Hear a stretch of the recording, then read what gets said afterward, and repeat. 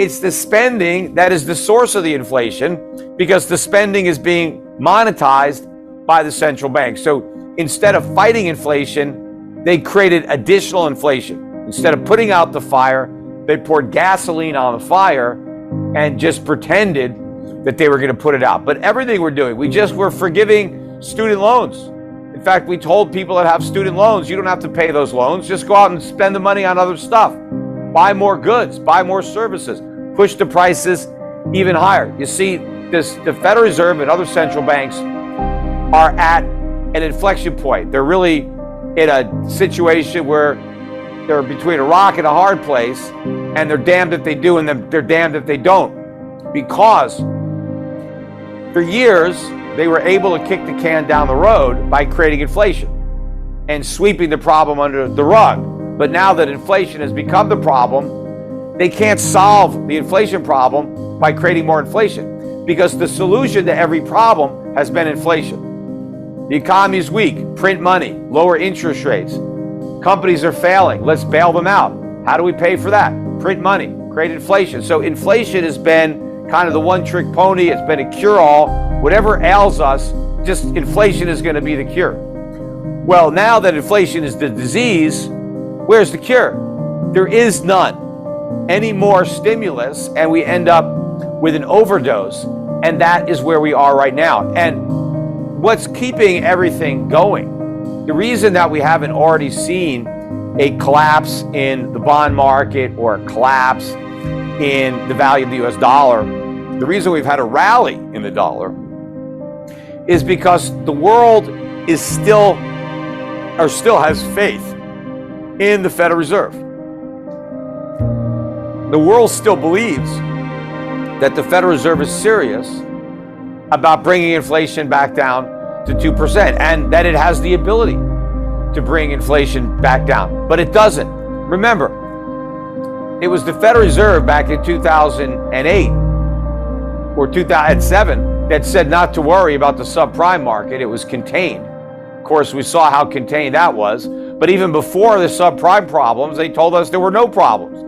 They said there wasn't a real estate bubble, and they said even if the real estate prices went down, it wouldn't hurt the economy because it was so strong. So the Fed has a very bad track record. And more recently, with respect to inflation, first the Federal Reserve said we didn't have enough inflation. Then when inflation got to 2%, they said, oh, well, we need to have it a little bit higher than 2% to make up for all the years that it was a little bit below 2%. And then when it got much higher than 2%, they said, don't worry about it, it's transitory.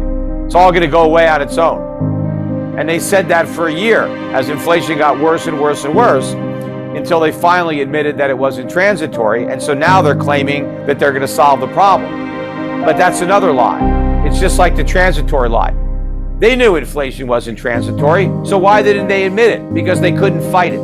Because they knew that fighting inflation would crash the house of cards that was built on a foundation of inflation. Everything the Federal Reserve has done has been to artificially prop up an overly leveraged economy.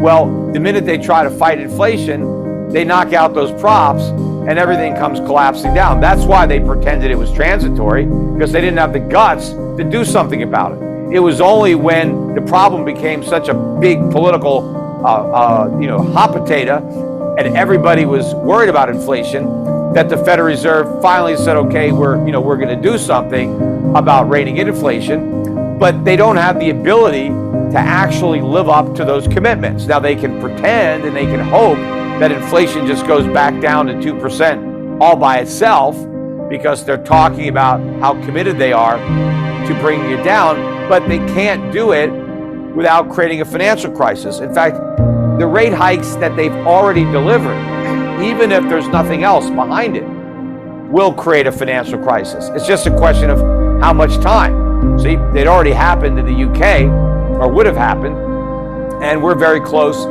to that point now. But also, inflation is going to keep getting worse.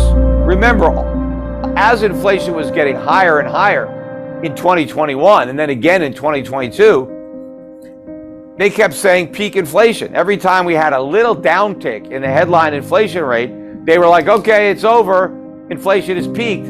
and then you'd see another new high in inflation. And so right now, people think, okay, we're going to get a little bit of a reduction from the numbers we had. That's probably true. I mean, you always get some type of ebb and flow. I mean, nothing goes in a straight line. So maybe the 8.5% year-over-year inflation will go back down to 7% or 6%. But then the next thing you know, it'll be 10% or 11%. It's not going back down to 2%. And at some point, the investors around the world are going to realize that once again the Fed is wrong and that inflation is never going to go away.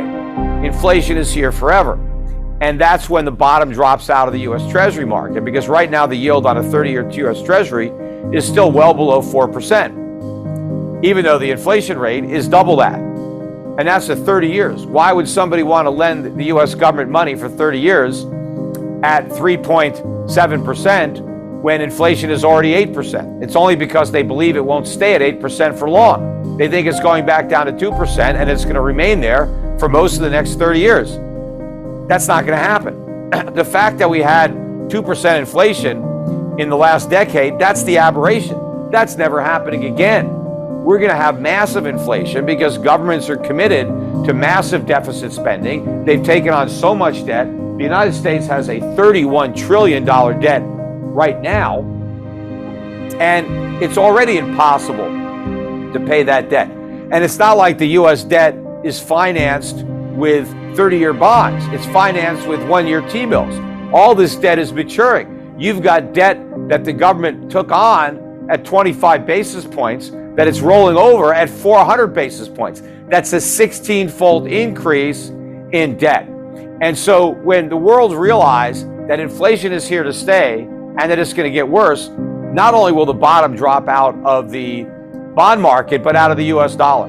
This whole dollar rally is based on the Fed winning an inflation fight. And every time we got worse inflation news, the markets just thought, okay, that means the Fed's going to fight harder to win. The markets haven't come to the conclusion yet that higher inflation just means the Fed is losing. And eventually it's going to surrender because it's going to have to turn its attention from the problem of inflation to the even greater problem of a financial crisis and a depression. And when Powell first started talking about the Fed's resolve to fight inflation, it was predicated on the fact that the U.S. economy was so strong that it could take the fight in stride, that we could raise interest rates and not hurt the economy. We had this super strong labor market. Well, we've been in a recession all year in the United States. As much as everybody wants to deny it, we've been in one. It's going to get a lot worse.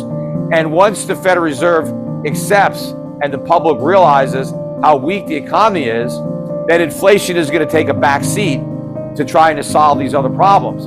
But solving the other problems is going to mean making the inflation problem, which is already bad, worse. You see, when we had the financial crisis and then when we had the COVID crisis, inflation was still officially below 2%. So the Federal Reserve could get away with quantitative easing. They could get away with 0% interest rates because they were able to say we can do this because we don't have enough inflation. But when they try to do it again, when the problem is too much inflation, they no longer have an excuse for creating inflation.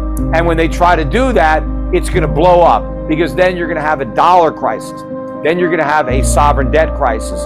And that is a whole new level of financial crisis. And what that also means is that the investments that did well in the aftermath of the 2008 financial crisis, or the ones that did well during the COVID rally, none of those investments are really going to work out. Those types of investments, high multiple companies that have no earnings, these companies are going to deliver losses. What you have to own as an investor are real inflation hedges. Companies that earn money today, not that may earn money in the distant future, because no one's going to pay for some potential distant future earnings in a high interest rate, high inflation environment. Even if the central banks are keeping interest rates artificially low on the short run, long rates are going up and inflation is going up even more. So you have to own real businesses. And because inflation is going to be so pernicious, consumers are going to have to cut back on just about everything they buy. And so what they're going to have to be buying are the products that they need: food, energy, things like that. So you want to own companies that sell goods and services that people have to buy, not what they buy after they buy what they have to buy, because they're not going to have anything left over for that. You got to get out of U.S. dollars. You got to get out of U.S. Stocks and bonds. You got to get into precious metals, gold and silver, mining stocks, other natural resource companies. These are the stocks that haven't done very well on a relative basis over the last 10 or 20 years as the Fed was inflating this bubble. They're going to be the ones that do the best as the air comes out of this bubble.